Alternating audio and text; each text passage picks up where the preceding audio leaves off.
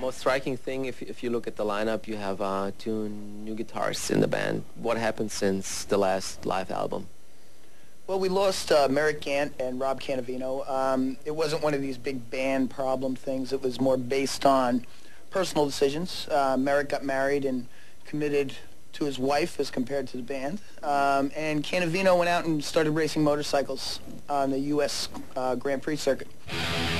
Entering the band, or the Overkill picture now, is Joe Comeau and Sebastian Marino. These guys have been friends of ours for about 5 or 6 years. They have a upstate New York-based band called Ramrod, very parallel to Overkill. Not exactly the same type of band, but very heavy. We're both heading in the same direction, and this was real important to us.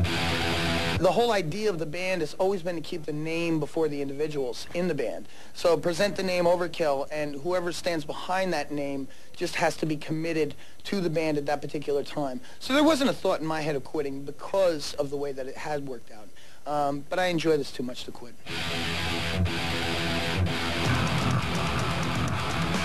I think we're very lucky to bring someone in who actually gave us an objective opinion instead of us mixing the record, because if we did mix the record like we had done in the past, you might have ended up with a totally different feel.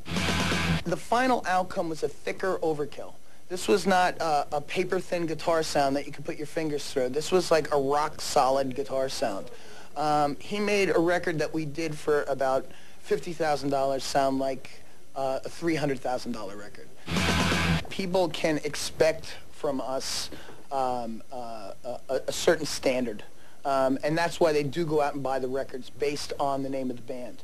And that's a great compliment to the band and what we've done over the last 10 years. The fact that they see the Overkill trademark or name and they say, I know I'm going to like what's contained in this. Compare those years where you were on a major label to the years before and to the years now. Is there any major difference in working as a band?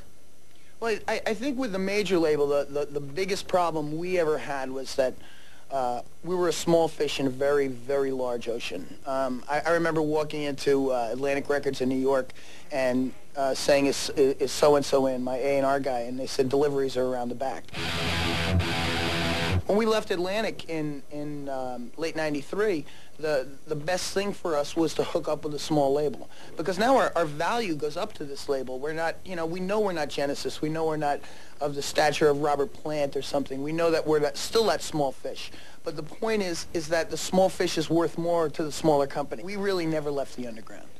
Regardless of what amount of records we sold, there was never a change to say, now we're out of the underground, so things have to change on a commercial level. If the whole scene now remains underground or goes back underground, this is where the scene thrives. This is where this whole thing started. This is where shows like this started. They're still all over the United States. There's small cable stations that do interviews with the band, that come out, they'll show the video, and maybe they have 10,000 viewers. But this is where its credibility is. There is no cutoff date for me. The cutoff date is when I really stop enjoying this, and when I can't stand going out there, or if no one wants to hear it anymore. I mean, I can't play this for myself and set up a bunch of lights, videotape it and watch it later. I mean, it would make no sense.